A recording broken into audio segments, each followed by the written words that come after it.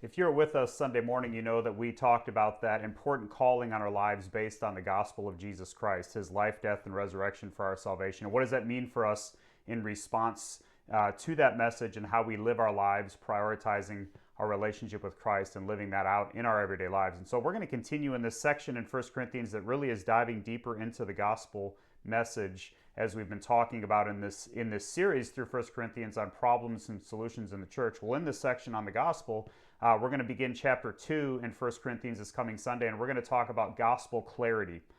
In other words, how do we understand the clear picture of the gospel, and how do we understand what that means as we push forward as a church and have less and less problems, less and less division, and experience more and more unity in our walks together, in our church relationships, in our everyday lives, and really as we partner together for the gospel, partner together to make great the name of God and advance his kingdom. And so I'm going to challenge you on Sunday morning as we go through these first 9 verses of chapter 2.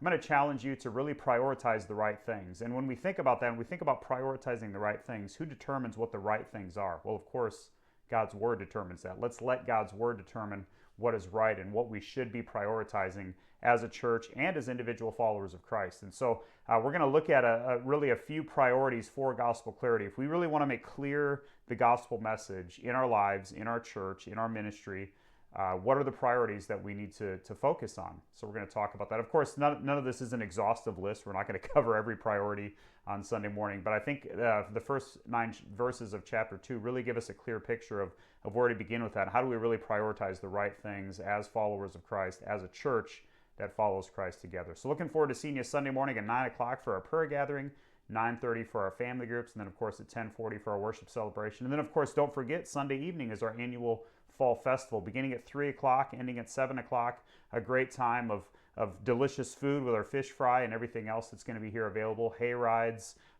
bounce houses, obstacle courses, games for kids, a great time of fellowship for families, some prizes. So we want to encourage you to spread the word about that. Let's gather together for worship and fellowship in the morning, and then that great time of fellowship and encouragement in the evening. Looking forward to seeing you on Sunday.